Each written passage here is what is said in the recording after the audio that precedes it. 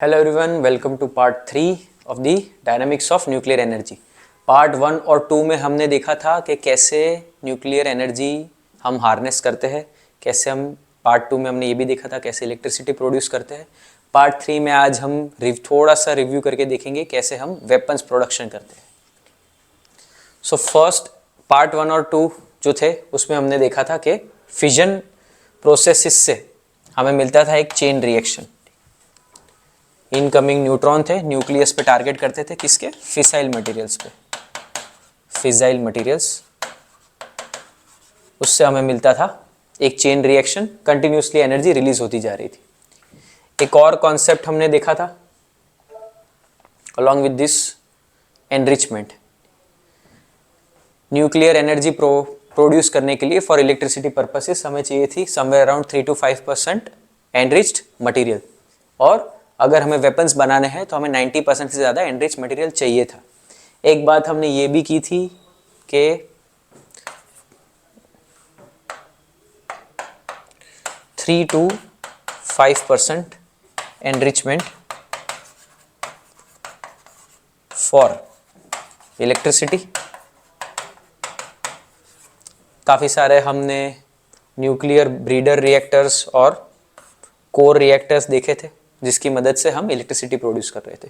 India का 3 stage nuclear reactor programme भी देखा था हमने, जो थोरियम बेस्ड था। 90% हमारा एनरिचमेंट चाहिए for weapons. So weapons grade nuclear material 90% से ज़्यादा एनरिच्ड होता है। ये भी बात मैंने आपको बताई थी कि हम सिविल न्यूक्लियर वेपन्स का रास्ता सिविल एनर्जी से जाता है, इसलिए हमारा पार्ट 3 न्यूक्लियर वेपन्स था और पहले ही हमने सिविल एनर्जी देख ली थी।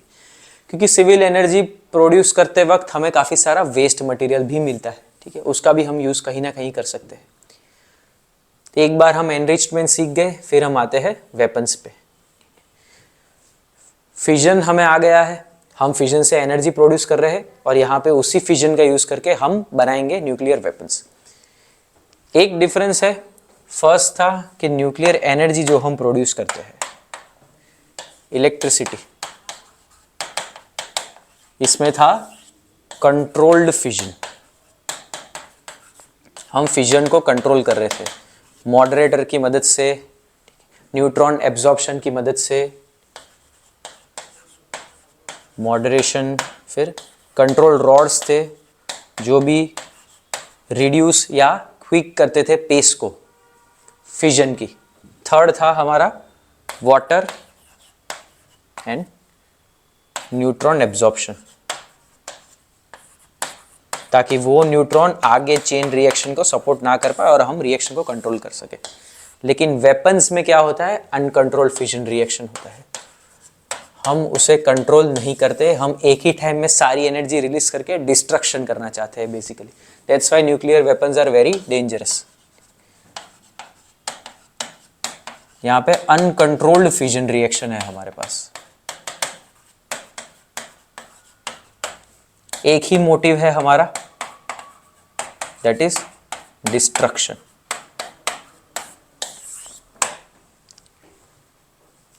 नाइन्टी 90% एनरिच्ड था हमारा मटेरियल। सो हम क्या करते हैं, 2 टाइप के न्यूक्लियर वेपन्स होते हैं जो फिजन पे चलते हैं। One is the uranium type. यहाँ पे क्या होता है, पीछे और आगे दोनों साइड पे यूरेनियम जो है उसको हम होल्ड करके रखते हैं और एक गन की तरह यहाँ से इसको इग्नाइट करके क्लैश करवाते हैं। As soon as this 2 things, this projectile hits here, एक क्लैश होता है और सारी एनर्जी एक ही बार में रिलीज हो जाती है। This is a gun type system. पीछे से प्रोजेक्टाइल को रिलीज किया, दोनों प्रोजेक्टाइल साथ में टकराए और एनर्जी रिलीज होगी। ये यूरेनियम पे चलता है ये मैकेनिज्म। सेकेंड मैकेनिज्म जो हमारे पास है वो प्लूटोनियम पे चलता है। अगर इसको कंप्लीटली जाने दे,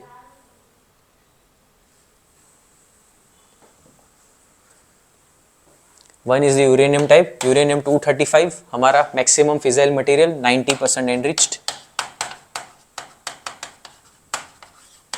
फिर प्लूटोनियम वाला भी एक वेपन होता है जिसमें प्लूटोनियम सेंटर पे होता है और साइड में से बॉम्बार्डमेंट करके प्लूटोनियम की सारी एनर्जी एक ही बार में रिलीज करा दी जाती है। So we have two, one is gun barrel system, another is a core system, जिसमें सेंटर पे हमारा न्यूक्लियर कोर होता है, प्लूटोनियम से बनता है। Both of this are fissile. हम अल्टीमेटली एक ही टाइम पे अनकंट्रोल फिजन करवाना चाहते हैं और सारी एनर्जी एक ही टाइम पे रिलीज हो जाएगी। This is how it is, एक ही टाइम पे सारी एनर्जी रिलीज होगी, complete destruction. This is the kind of energy that was released in Hiroshima and Nagasaki bombings.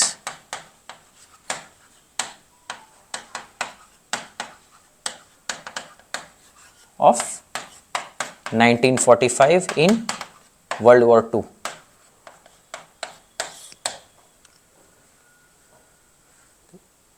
Fission reactions uncontrolled, all energy released in a very short period of time. Uranium वाले weapons में gun barrel system use होती है, दो projectile को एक दूसरे के साथ इम्पैक्ट करवाया जाता है। और प्लूटोनियम में हम सेंटर में प्लूटोनियम रखे, चारों ओर से प्लूटोनियम पे बॉम्बार्डमेंट करते हैं कन्वेंशनल आर्म्स का। ये हमारे रेगुलर वेपन्स है, रेगुलर बॉम्ब्स है, जिसको प्लूटोनियम पे डायरेक्टली हिट किया जाता है। अल्टीमेटली सारी एनर्जी एक ही बार में रिलीज हो जाती है, क्योंकि ये फिजाइल मटेरियल थे और 90% एनरिच्ड थे। ये तो हो गए हमारे फिजन वाले न्यूक्लियर वेपन्स। एक और हमारे पास है जो है फ्यूजन वाला वेपन्स। हमें याद हो तो हमने कहा था, मैंने कहा था कि हम फ्यूजन को फॉर इलेक्ट्रिसिटी अभी तक नहीं कर पाए हैं, टेक्नोलॉजी नहीं है हमारे पास,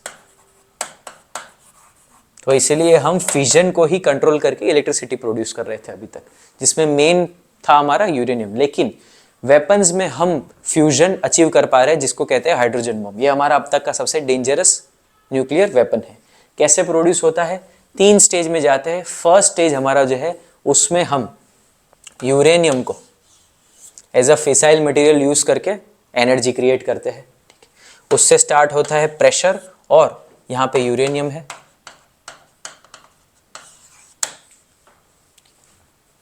अल्टीमेटली क्या होता है, हम यूरेनियम को पहले स्टार्ट करते हैं, वो एक फिजन करता है, उसमें से निकली हुई हीट और न्यूट्रॉन्स प्लूटोनियम का फिजन करती है। सेकेंड स्टेज आया, फिर दोनों में से निकली हुई हीट जो है वो बेसिकली एक मटेरियल होता है लिथियम 6 ड्यूटेराइड।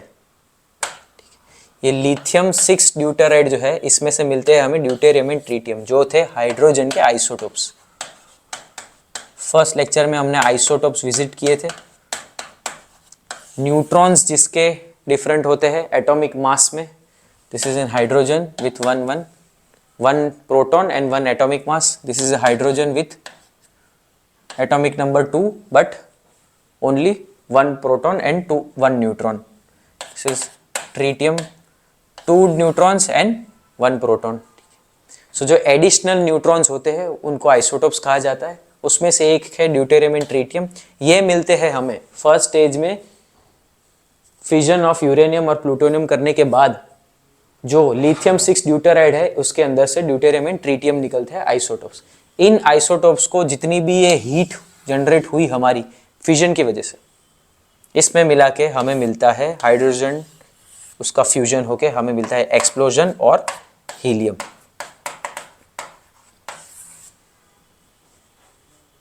फर्स्ट स्टेज में भी हमारे पास हीलियम आ रहा था, कैसे? अल्फा वेव्स में।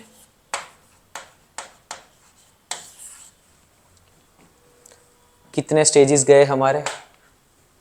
हमें ड्यूटेरियम और ट्रिटियम को मिक्स करना था अल्टीमेटली फॉर फ्यूजन, लेकिन ड्यूटेरियम ट्रिटियम लाने के लिए हमें चाहिए था लिथियम 6 ड्यूटेराइड को हमें करना था फ्यूजन, उसका फिजन करवाना था।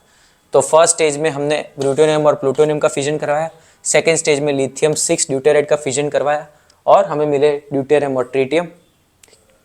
फाइनली क्या हुआ, जितनी भी हीट प्रोड्यूस हुई थी उसके प्रेशर के अंदर सन के अंदर जो रिएक्शन होता है वो सेम रिएक्शन होने की वजह से हमें मिला एक हीलियम एनर्जी और साथ में neutron.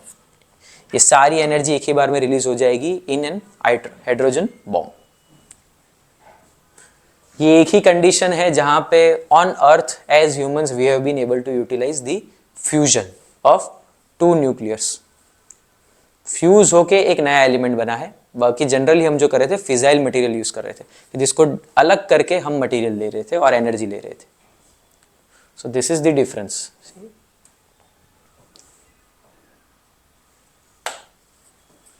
This is mount Everest और ये दो बॉम्ब्स है, little boy and fat man, जो 1945 में हिरोशिमा एंड नागासाकी बॉम्बिंग्स में यूज़ हुए थे वर्ल्ड वॉर 2 के वक्त.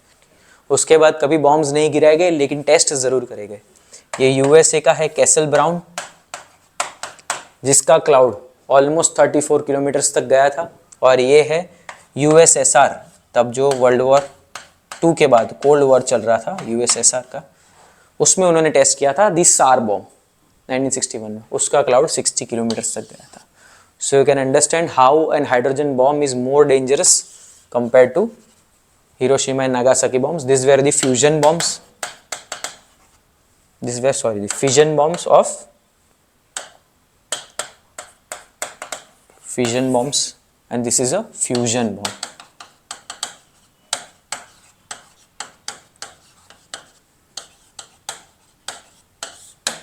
तीन प्रोसेसेस थी हम इसमें.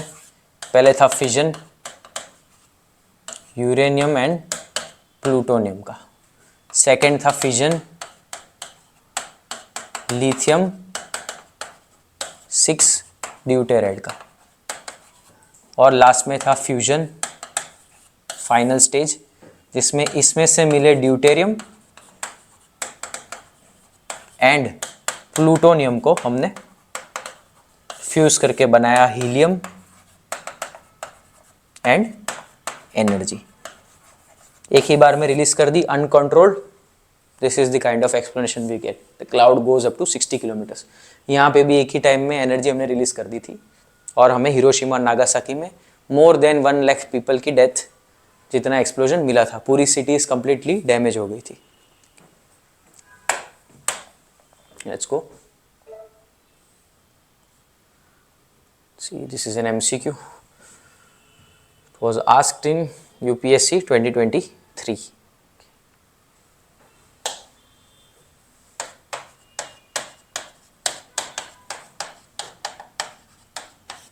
I'm giving you 5 seconds to read the statements, 5 seconds to read the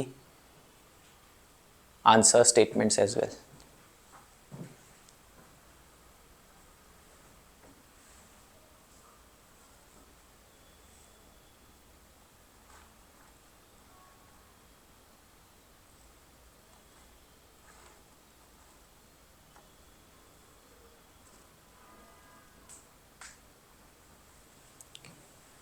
Let's see what is the statement 1 say. India, despite uranium deposits, depends on coal for most of its electricity. Second part of the statement is true. Coal for most of its electricity. Even the first part is true. We do have some uranium deposits in Kashmir region and some in the Rajasthan region. Even in the central India region we have some deposits. That is true. So statement 1 is true. Statement 2 is uranium enriched to the extent of at least 60% required for production of electricity. For electricity we saw हमें चाहिए था 3.5%. For weapons we needed 90%.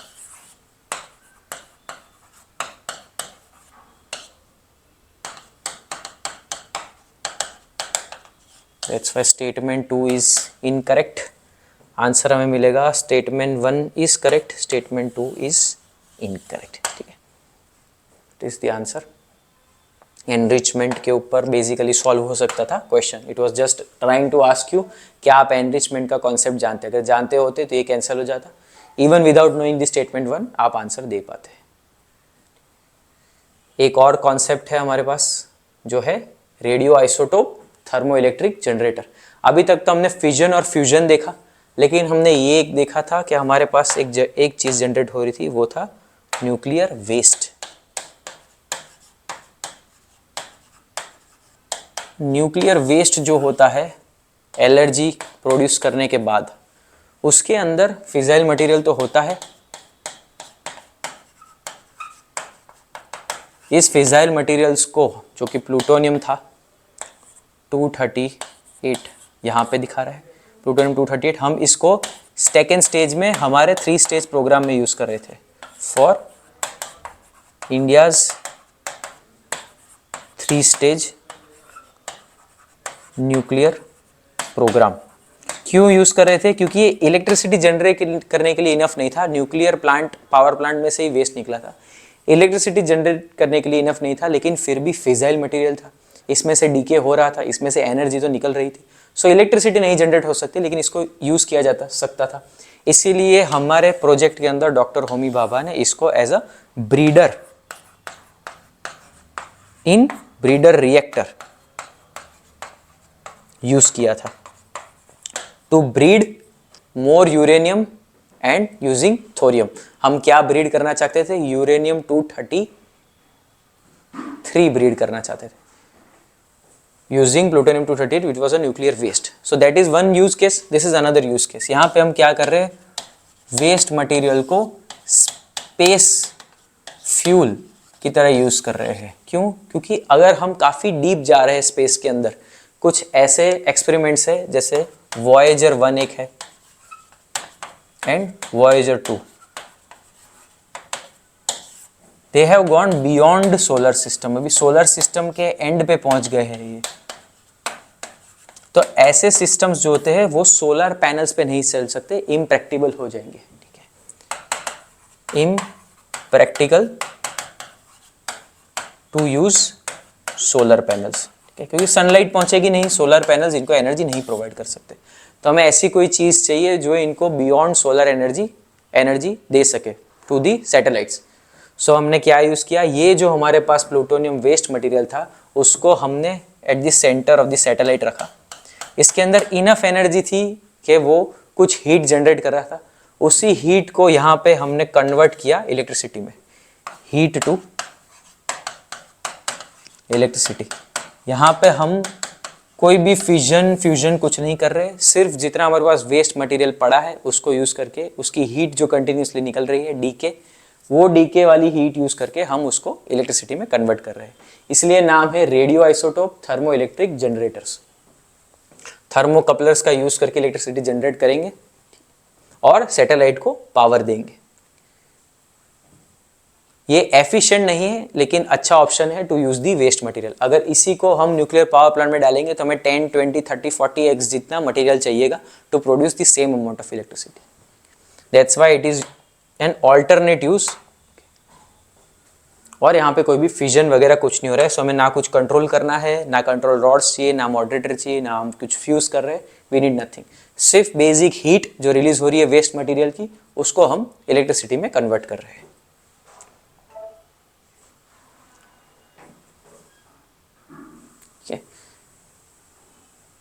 Heat source की तरह उसको use करेंगे और उसी heat को थर्मल कपलर्स जो है हीट को लेके जाएंगे और हीट से बनाएंगे electricity.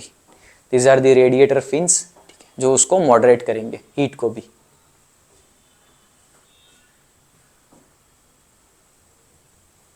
Was another question on this 2024.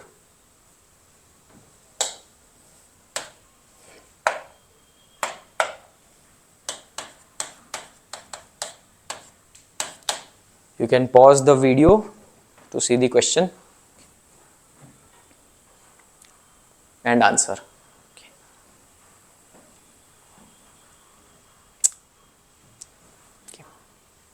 Start. So statement 1 says RTGs are miniature fission reactors. There is nothing, they are miniature, they are not fission reactors. कुछ fission नहीं हो पा रहा है यहाँ पे, हम आइसोटोप की हीट यूज कर रहे हैं directly. So this will be wrong, sorry. RTGs are used for powering the on-board systems of spacecraft. Yes, this is true. They can be used and they are used. Voyager 1 and Voyager 2 are the examples. One of the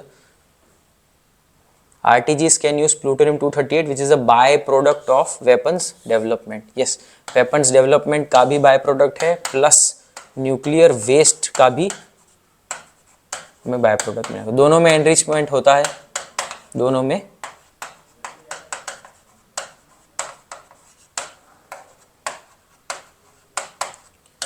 जहाँ पे हम weapons बना रहे हैं तो weapons जब हम drop कर रहे हैं वहाँ पे तो सारी एनर्जी रिलीज हो जाएगी, हमें कुछ बाय प्रोडक्ट वहाँ पे नहीं मिलेगा, सिर्फ डिस्ट्रक्शन मिलेगा।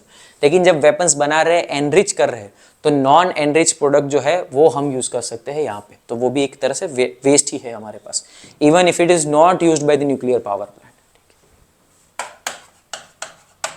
Non enriched waste plus power plant used waste.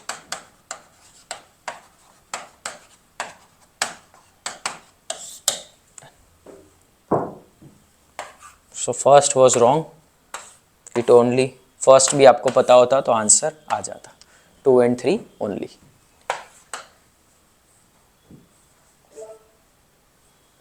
Very fundamental concept, यहाँ पे आपको फर्स्ट पता होता कि आरटीजीज आर नॉट रिएक्टर्स, सिर्फ आइसोटोप की हीट यूज कर रहे हैं। यहाँ से भी सोच सकते थे radio isotope thermo electric generator, not a fission reactor. और यहाँ पे हमारे पास एबिलिटी थी सिर्फ एनरिचमेंट पता होता कि it is not 60%, it is just 3 to 5%, और वेपन्स के लिए मोर देन 90%, तो हमारा काम हो जाता in both the MCQs. Last एक कॉन्सेप्ट है, हमने देखा था कि फ्यूजन हम हाइड्रोजन बॉम्ब में यूज कर रहे थे, फ्यूजन इन हाइड्रोजन बॉम्ब, लेकिन वो लास्ट स्टेज था और डिस्ट्रक्शन के लिए था। लेकिन अगर हम कंट्रोल्ड फ्यूजन यूज कर पाए समहाउ, सोलर जैसा सन में जो हो रही है कि multiple hydrogens are mixing, helium create हो रहा है और सन में से एनर्जी रिलीज हो रही है, अगर ऐसा सेम फ्यूजन हम अर्थ पे कर पाए तो हमें मिलेगा एक sustained, if controlled then sun like sustained and clean energy हमें मिलेगी। क्लीन एनर्जी, सस्टेन्ड एनर्जी, कोई पॉल्यूशन नहीं, नथिंग, सन के जैसा रिएक्शन अर्थ पे करेंगे। प्रॉब्लम इसमें क्या आ रहा है, we need extreme gravity and pressure. Sun के अंदर क्या है, एक्सट्रीम ग्रेविटी है, एक्सट्रीम प्रेशर है, उसी की वजह से जो है हीट बहुत ज़्यादा जनरेट हो रही है और फ्यूजन हो रहा है। हमने अभी देखा था हाइड्रोजन बॉम्ब के अंदर क्या था, स्टेज 1 था, फिर स्टेज 2 था, दोनों में फ्यूजन करने के बाद जो हीट थी उस हीट का यूज़ करके ड्यूटेरियम और ट्रीटियम को हम फ्यूज़ कर रहे थे। उसमें तो हमें छोटा सा वॉरहेड था, इतनी छोटी जगह में अगर हम हीट जनरेट कर पा रहे हैं तो सडनली फ्यूजन होगा और बहुत सारा डिस्ट्रक्शन होगा। लेकिन अगर इलेक्ट्रिसिटी प्रोड्यूस करनी है तो हमें काफ़ी बड़े स्केल के ऊपर काफ़ी सारा फ्यूजन करना है, so we need sustained controlled amount of extreme gravity and pressure. इसको करने के लिए एक एक्सपेरिमेंट चलाया जा रहा है वर्ल्ड वाइड, फ्रांस के अंदर, पूरा वर्ल्ड इसके अंदर जुड़ा है, India is also part of it. वो है थर्मोन्यूक्लियर एक्सपेरिमेंटल रिएक्टर। हम अभी एक्सपेरिमेंट कर रहे हैं कि क्या हम ऐसा कुछ क्रिएट कर सकते हैं कि हम फ्यूजन करके clean energy sun type produce कर सके। उसके अंदर इंडिया जो है वो बना रहा है क्रायोस्टेट। इतनी हीट को कंटेन करने के लिए जो एलिमेंट होगा वो इंडिया बना रहा है, कंट्रोलिंग हीट। अदर पार्टनर्स है like Japan, south Korea, France itself जिसके अंदर यहाँ सिचुएटेड है ITER, China, USA and European union. This is Russia, this is not a flag of France, both have similar flags, but Russia is also a part. So basically every major country in the world is a part of this. 50% से ज़्यादा population इस project का part है। Countries are investing, लेकिन बहुत बड़ा investment है, it will take many years to do this. Currently it is an experimental reactor. यहाँ पे हम क्या कर रहे हैं, सिमिलरली जो हाइड्रोजन बॉम्ब में था, ट्रीटियम और ड्यूटेरियम को फ्यूज करना चाहते हैं, लेकिन हम यहाँ पे ना फिजन कर पाएंगे ना सडनली एनर्जी रिलीज कर पाएंगे, सो हमें कंट्रोल करना पड़ेगा इसको। 10 to 15 मिलियन डिग्री C का टेम्परेचर चाहिए हमें, that is something we have to create on earth within a controlled system. Tritium जाएगा, ड्यूटेरियम जाएगा, यहाँ से अंदर हम प्लाज्मा बनाएंगे, एक्सट्रीम हीट जनरेट करेंगे थ्रू मैग्नेटिज्म। ठीक है, वैक्यूम वेसल के अंदर मैग्नेटिज्म से जनरेट करेंगे हीट। ये थॉट प्रोसेस है हमारा। मैग्नेटिज्म से अंदर हीट जनरेट करेंगे, वो उस हीट को जो है प्लाज्मा बन जाएगा। प्लाज्मा के अंदर ट्रीटियम और ड्यूटेरियम को डालेंगे और हाई प्रेशर हाई हीट के अंदर हम उसको फ्यूज करके एनर्जी रिलीज करेंगे। वो जो एनर्जी रिलीज होगी बेसिकली जो सब में होता है, यहाँ से हीट जाएगी बाहर और स्टीम बन जाएगी। किसी भी जगह पे हम कुछ भी करेंगे, अल्टीमेटली हम पानी को स्टीम में कन्वर्ट करके इलेक्ट्रिसिटी प्रोड्यूस कर रहे हैं। सिर्फ सोलर में it's different, solar and wind are different. बाकी सब में हम स्टीम ही अल्टीमेटली कन्वर्ट करके टरबाइन चला रहे हैं टू प्रोड्यूस इलेक्ट्रिसिटी। मेथड्स अलग अलग है, फ्यूल अलग अलग है, cleanliness sustainability are different. This is extremely clean energy जो हम ट्राई कर रहे हैं, world wide sustainable extremely clean electricity.